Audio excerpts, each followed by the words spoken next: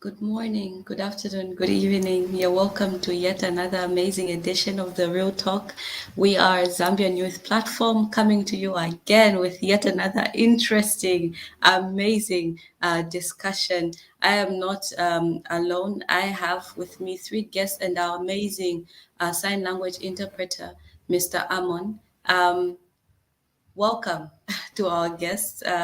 So even as we begin, we'll just have our guests introduce themselves.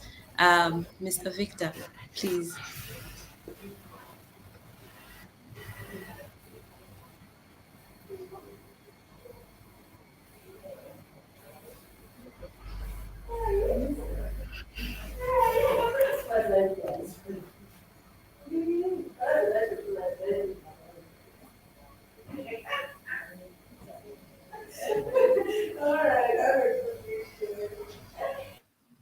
We'll have our guests introduce themselves. So we have three amazing guests with us today.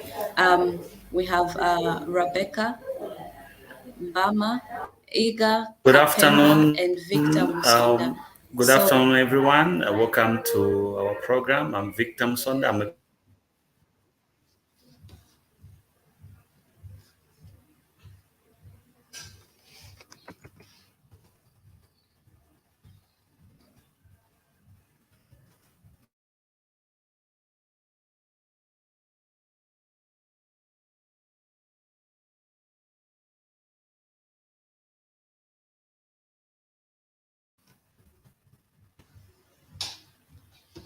pediatric on the program today.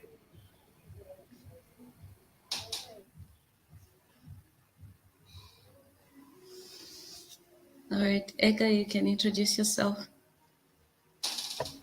Okay, thank you Back, so much. Thank you so we much, Dr. lost you. Minde. Uh, my name is Iga Kapambwe. I am a student of law, and I'm passionate about mental health. I'm passionate about relationship dynamics, and so I'm a mental health activist. Thank you very much, Rebecca. You can introduce yourself. Hello, good afternoon. My name is Rebecca Bama. I'm a law student. I'm a mental health advocate as well as a best violence advocate and social reproductive health and climate change advocate as well. In a nutshell, that's who Rebecca is. Thank you. Thank you very much. So as we go on through the show, just want to say thank you to everyone that's joining us on Facebook, on Twitter, on YouTube, on Instagram. You're welcome to invite somebody, to join into this very interesting and very beneficial conversation that we have today. So today we'll be discussing some of the possible causes of GBV in the relationship. I advise you to just send forth your comment, your questions, and we'll be reading them even as we continue. So, just to kickstart, this conversation, Iga, how would you describe GBV? Thank you so much, Doc. Allow me to rely on the Anti-Gender-Based Violence Act that we have in Zambia. I'm relying on Section 3 of the said Act, which firstly, defines gender as being male or female, and then it defines gender-based violence to mean any physical, mental, social, or economic abuse against a person, mainly because of their gender. So also to just define the word violence in itself, it talks about any acts that result in physical, sexual, psychological harm. And so it could also be actual or threatened physical, mental, or social or economic abuse towards a person, mainly because of their gender. Well, thank you so much for that. Mr. Victor, just getting into it, how does GBV look like in a relationship? How can somebody identify it? I'm in a relationship, and what signs would you tell me to watch out for, which are linked with GBV?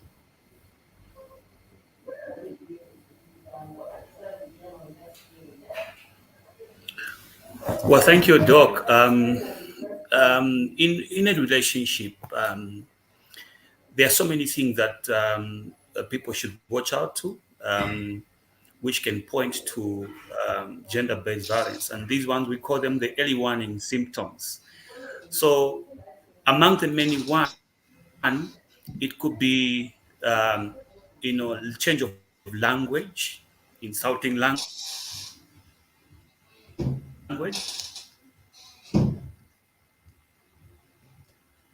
That is one.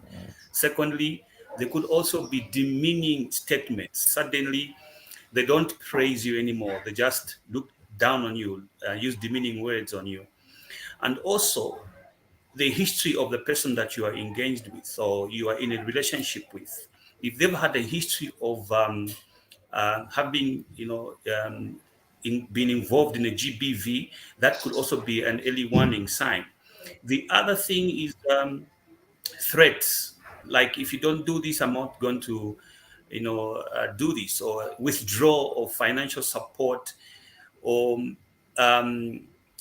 coming even threatening violence per se. So these are some of the early warning symptoms. Some of them could even be things like suicide. If you leave me, I'm going to do this and all that. So there are so many, doc, but for now we can just mention these few. Okay. Thank you very much. I like the one that you mentioned concerning threats. I think that's one of the reasons why some people just choose to ignore certain signs that may be there, say in a relationship. Somebody comes up with suicidal threats, like you said, I'll kill myself if you leave me, and so on. Rebecca, do you think physical abuse, or is GBV only limited to, can GBV be non-physical, to just put it plainly? Or is there other ways in which one can actually experience gender-based violence?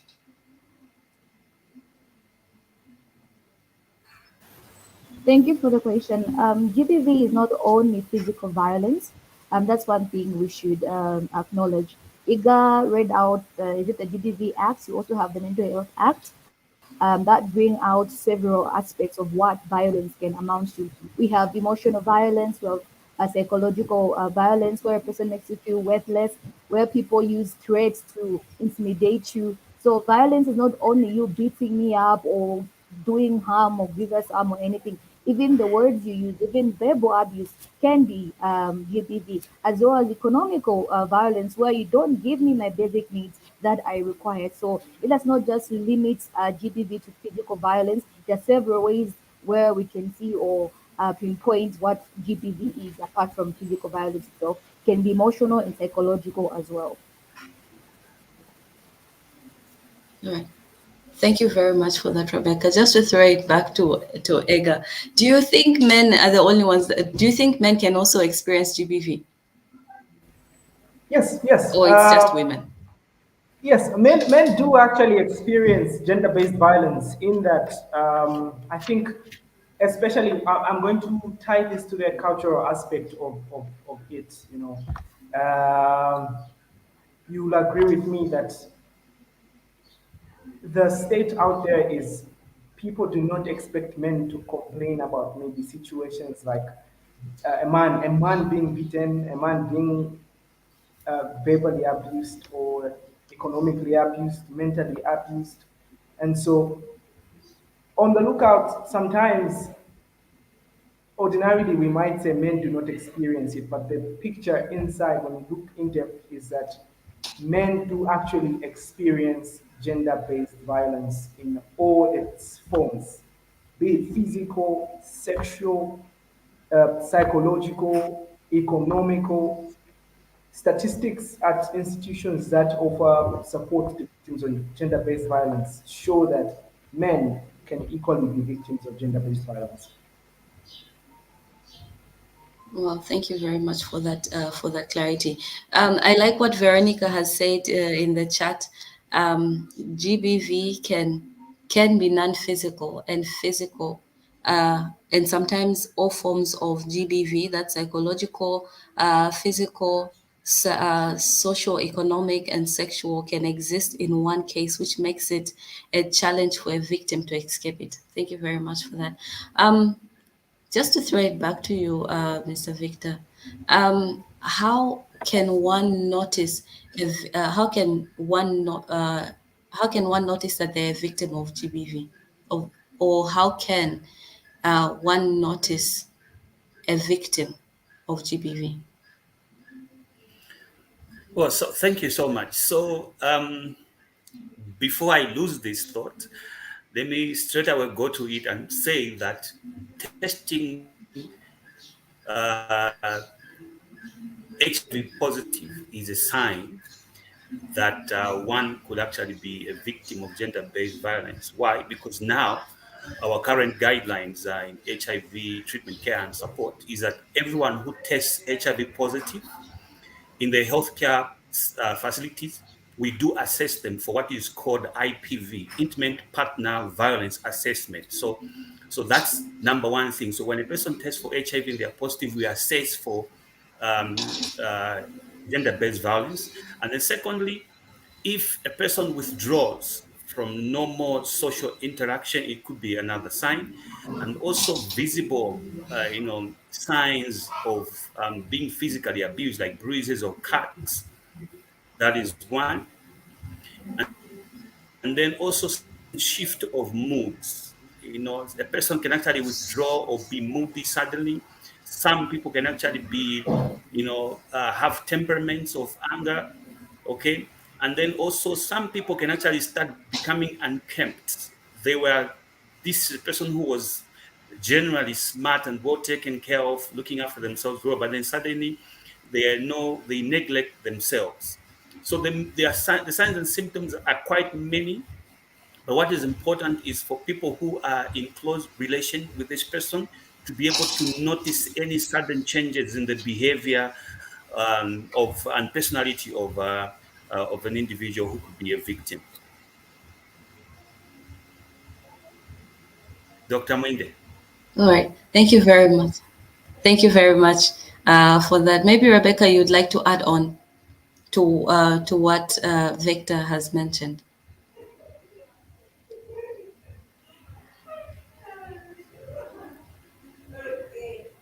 Please repeat the question. Rebecca, I'm here. What was the question? Would you like to add on what Mr. Victor has already mentioned in line with how we can notice a victim of gender-based violence?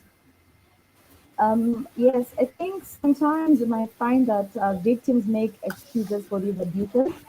Maybe you identify a mark or a bruise on them, or you just identify something that's showing a sign of GBV, and you find a victim making excuses for their abusers because they're scared or maybe they're used to that pain. Some of them isolate themselves, they're always alone, they don't want to open up, they don't want to talk to people, they're always dependent on this person because something in the background is happening, but they don't want to show what's happening in the background.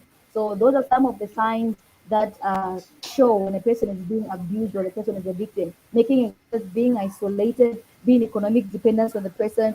Depression and anxiety also can be a sign of a person that's being abused. Low self-esteem, those are some of the issues that come forth when a person is being abused because you're being told you're nothing. So obviously you start feeling like you're nothing. So those are the things that we need to look out for when we're trying to identify signs and symptoms of the person that has been abused. Thank you very much for that. Before I would like you to just continue and just explain to us, maybe in a few words, what you think the causes of GBV are in a relationship.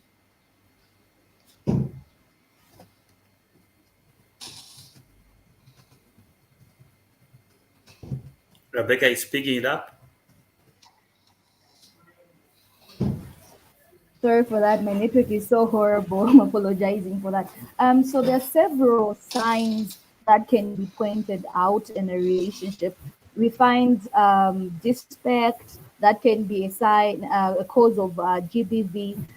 Infidelity can be a cause of GBV. Poverty can be a cause of GBV. Misunderstanding also can be a cause of GBV. Low self-esteem, where you're projecting your insecurities on your partner, those can be also signs of GBV. Toxic feminism also is a sign of GBV, where you're trying to have power dynamics in a relationship where you want to be equal, you want to be at the same level with your partner. Yes, men and women are different. We can cry for equality, but we can never be equal. So there's certain women that try to project their masculinity on a man when that's not how it's supposed to work. So that also can lead to GBV, because the person is not feeling respected. The person doesn't feel like there's that power dynamic in place. So those are the causes of GBV, as well as alcohol abuse and drug abuse. That also can contribute to GBV, because someone doesn't know how to control their emotions and their feeling whenever they're upset. Trying to resolve conflict. I have seen a number of people trying to resolve conflicts through violence and fighting. So they don't know how to communicate. The only way they can show that they're trying to communicate is if they use force on a person. So those are the things we need to look out in these relationships for, if we're going to identify the signs of GBV in relationships. Okay, and just top it off from where Rebecca has ended. We are still discussing what could be the possible causes of gender-based violence in relationships, and I'm going to add on to what Rebecca has said by looking at these three factors. The first one is the cultural factor, and give an example of one cultural factor that could lead to gender-based violence. Uh, we have practices sometimes where you find that according to where this person is, their customs say that, for example, I'm Bemba, so I'm going to give this perfect example of this proverb saying, "Ubushende bwama amata buto benganda." And so many people, so many women have been abused because of that particular tradition. And so they believe that the right way to go if a man abuses you in that manner is to stick around. And you find that even their elders, their parents, their aunties, their uncles will encourage them, saying, "Look at this person is your partner, and you said for better, for worse, you said you're getting married to this person. So you are stuck with this person and you're married to them." So they get abused in that manner. And then we go to legal factors. Sometimes we find that laws are in favor of a certain gender. Like, for example, an example I can give is over the past 20 years, we have seen a fight, okay, a fight for women to rise up and take the stand, which I'm not saying is bad. It's great. We all want to see women come out and take the stand. But the truth is, in my opinion, I personally feel like the other gender has been deserted. It has been left out. And so, in a way, while we are trying to fight for equality, men have been stamped on. Uh, Men are abused. But you find that the basis of that individual that is abusing that man is the law. They're using the law. They have the law in their hands. So they interpret it in a way that causes harm. And then the other one is an economic factor, depending on an individual in a relationship. Let's say this is the person that pays my fees, and this is my girlfriend. So because that person helps me in that manner, and I'm broke, and so I will succumb to whatever form of abuse they bring, basically, because I know that I depend on this person for clothing. I depend on this person for food. When I'm broke, my parents can't send me money at home. So situations like those lead to a lot of abuse in relationships. And it's something that we need to rise up and speak about, speak against, actually. When I talk of the legal factor, maybe we need to find solutions that help us to understand fully what these laws entail and how we can fight for equality without either genders being stamped in unequivocally. Yeah, and I also left out one thing, objectification of women, where women are objected as toys or just something they can use. Because most of the times I feel like we've lost it in terms of teachings and empowerment. We have a lot of organizations that are empowering women and girls, but we're leaving out the cause or the source of where this is coming from, men or a boy child. So I feel like in terms of culture also, it has played a role where women are taught more to be more submissive and to do certain things that pleases a man, and yet a man is just out there standing without any education. So what happens? You're empowering a woman for a man that is not yet empowered. So we need a lot of NGOs to come on board to also empower men in as much as they're empowering a woman. That's why we're having power inequalities. A woman knows I'm supposed to be independent. I'm not supposed to be submissive to anything. And there's this man who's culture educated that a woman needs to be submissive and they're supposed to do whatever you say. So that's why we're having these misunderstandings, because we don't have equality in terms of education for both men and women. So in as much as we're empowering and raising awareness for females and males, let us try to balance it up. Let us not just concentrate on one person, because even GBV happens to men. Let us not forget that even men can be abused. And for men, it's actually worse mentally and verbally. Most of the times, women don't know how to talk. They'll just trigger you, gaslight you, and you end up hitting them because of what they say. So let's not neglect the other party while concentrating on the other party, because we'll never stop talking about GBV for only concentrating on the females and leaving out the male counterparts, because they go hand in hand. You need each other to coexist.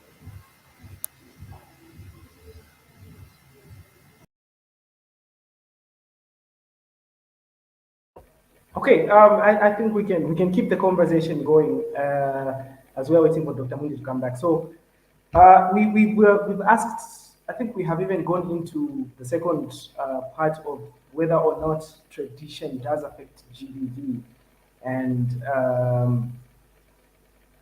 maybe Mr. Victor, you'd love to add on. Do you think what in your view? Do you think in your view tradition does affect GBV? Do I think tradition contributes to GBV? Yes, Well, please. absolutely yes. In so many ways, I think starting just from the way our culture raises up a girl different from a boy, and so like Rebecca had mentioned, the issue of a girl child, a woman being taught to be submissive to the husband or to a man, that in itself makes them vulnerable, because as they grow up, it becomes very difficult for them to actually even negotiate or have a very leveled kind of relationship with a man, because the man will always want to have dominion over the woman. And then I wanted also to add that one of the causes of GBV is especially among adolescents. I'm so passionate about young people and adolescents, especially the girl child, is nowadays what is being known as transactional relationships. And so in such a relationship, when the one who has got power in terms of money or finances withdraws, then the person who is benefiting, in this case the girl, will not have any ability to negotiate even for safer sex. And so in such a relationship, we find that even when a young person is being abused, either a young boy who is relating with an old woman or the other way around, when the person who has the money and the power, you know, indulges in a violence of any kind, the other person who is a victim may not even be able to report, because they are afraid of losing the financial economic support that they are getting out of this relationship. So that is one of the main contributors to GBV. The other thing is low self-esteem. So right from the family, we need to start talking about self-esteem among young people and adolescents, because those who have got low self-esteem can't really be able to express themselves effectively, such that they are not even able to say no in relationship when they feel threatened. So I thought I should add on to among the causes of GBV. Okay, thank you so much. This is the Real Talk Show program, proudly brought to you by Zambian Youth Platform, and today we're discussing some of the possible causes of gender-based violence. We've talked about what gender-based violence is, whether or not men can experience GBV, and now, Mr. Victor, I'd love to ask: do you think that GBV can be one of the causes of the increase in HIV and AIDS cases? And if yes, Okay, how? network is becoming jealous, but I think if I got you right, you're trying to link GBV with HIV. Is that right? Yes, yes. I was Iga, asking are you if trying to link GBV? yes. I'm asking if GBV can Okay, be one of the so causes of the increase in the cases of HIV and its cases. all right, I wouldn't want to say one of the causes of the increase, the word increase, but I would just say it's one of the risk factors associated with one contracting HIV. Like I mentioned, when I was talking about the early warning symptoms of gender-based violence, is the screening process that we take anyone who tests positive, whether or not they are experiencing any form of gender-based violence. So yes, GBV predisposes uh, male, female, girl, child, or adults into getting acquiring HIV, because the person who is perpetrating the GBV may actually make the person the victim vulnerable, because they may be indulging in risky behaviors without the other person having control or power to resist such a person. So it actually predisposes not only to HIV, but also even to injury, and also sexually transmitted infection like syphilis, gonorrhea, and so many, and others. So it actually very much contributes to acquisition of HIV. Rebecca, are you back? I was having some network issues. I don't know why network is so jealous when I'm having a very interesting topic and educative topic. But yes, I'm back. Sorry for that. Okay, okay, Dr. Munde, you are back. Okay, so we are still on, and remember that this week we're celebrating. Uh, we are in the 16 days of activism against gender-based violence, and the theme is unite activism to end violence against women and girls. So if you're just joining us, this is the Real Talk Show, proudly brought to you by Zambian Youth Platform, and maybe I'll start with you, Rebecca, since you left us for a while. What should a person that sees all these signs that we have put out and talked about that leads to one being in a relationship that is full of gender-based violence, what should such a person do? There are so many things and so many therapies that a person can do, but it all comes back to the power within you and the power outside. What I mean by the power within you, do you feel you're worthy? Does your esteem make you feel like you can go away from this person? The power outside is, do you have enough support from the people around you that whenever you speak out, they are willing to help you and help you go to relevant authorities that can help you undertake such issues? So, because most of the times victims tend to get comfortable and get used to being abused. I don't know, there's just something about the brain and someone's mind. You just get too comfortable. You just love toxicity around you that you fail to step away or go away when you see it. So the first step of you leaving a toxic relationship or a place where there's GBV being experienced, it starts with yourself, within yourself. The power within yourself is what needs to come first before you even step out, because you end up making excuses for this person. So you need to leave within yourself the toxicity that the person brings to you. So start with yourself, then go to the power outside. Well, you have a lot of people that are willing to help you. You have a lot of NGOs. You have got a lot of um, organizations that are able to help you, not just organizations. We've got the hospitals themselves. They've got safe places where you can go and just talk to them about what you're going through.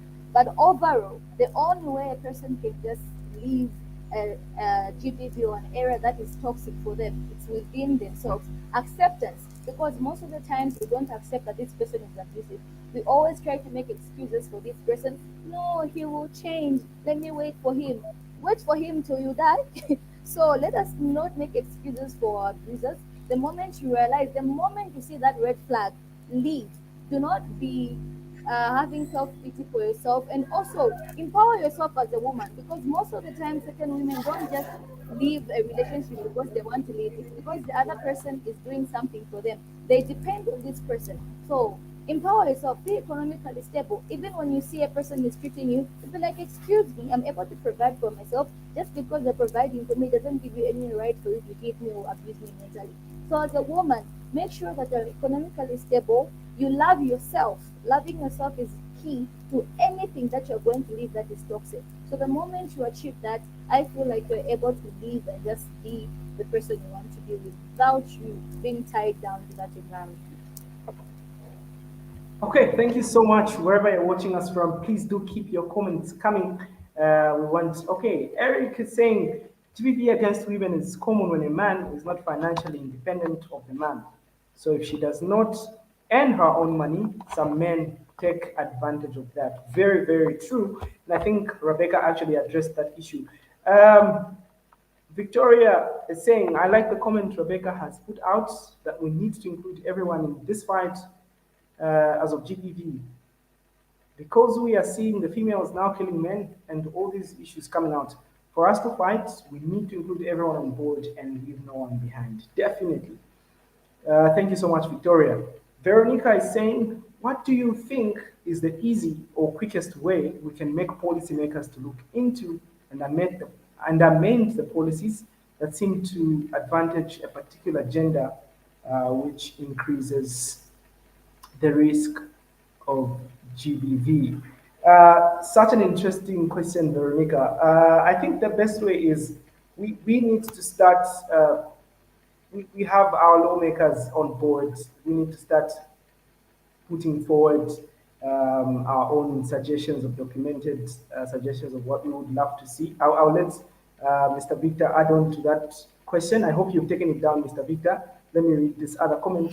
Miranda is saying society needs to accept that even men can be victims of GBV. Most men are unable to report such cases for fear of being stigmatized. Very, very true. Very true. And the earlier we end the stigma against men that launch their complaints against GBV, the better and easier it will be. Okay, Enoch is saying, at what point should one who is going through the psychological GBV report the matter to the relevant stakeholders or authorities? Thank you so much, Enoch, for asking that particular question, because the last question I was actually going to ask was, where do you go? So, Mr. Victor, that question is coming to you. Firstly, where do these people that feel victimized in terms of gender-based violence, where can they go to seek for help in a situation where the solutions that Rebecca was providing of leaving and aren't working? So, what would they do? Where do they go to seek for help? And at what point do we feel that they should decide to do so?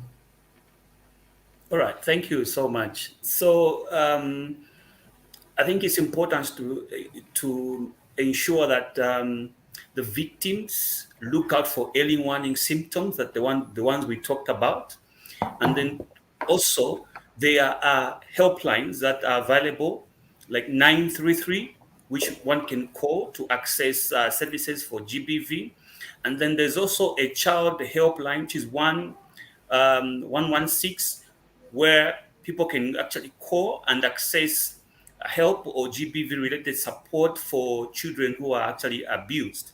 And then importantly, if they are sexually abused, most people rush to the police with the hope that the perpetrator will be arrested. But it's important to note that they should also go to the health facility.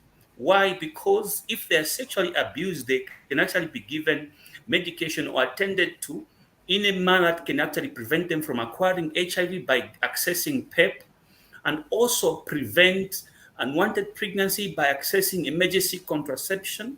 So this is for young girls and women. Then after that, that's when they can actually go to the police and report the matter. So the other point of report is the police to the victim support unit. And also there are social welfare officers and counselors. And also in certain places, they formed neighborhood health committees which are able to address, concerns to do with GBV. And also in the community, there are individuals that we look up to. They could be a man of God, a pastor, or a member of parliament, a counselor, or healthcare provider one can actually go to. But like I mentioned, it's important that victims identify early warning symptoms. They have somebody who they are looking up to, they can actually go to and talk to, so that they don't actually end up in very serious consequences of GBV, like HIV, or even disability as a result of physical violence. Okay, thank you so much, Mr. Victor. Thank you so much, Rebecca, for being available for the Zambian Youth platform. And thank you so much to everyone that's been part of the show, for watching wherever you are watching us from. I saw people saying they're watching from Sioma, they're watching from Northern Province, they're watching from the Eastern Province. Thank you so much. We really appreciate tuning in. Remember that the Real Talk Show is coming towards your way every Friday at 14 hours exactly on the Zambian Youth platform Facebook page, YouTube, as well as Twitter. My name is Iga Kamwe, signing out. Bye bye.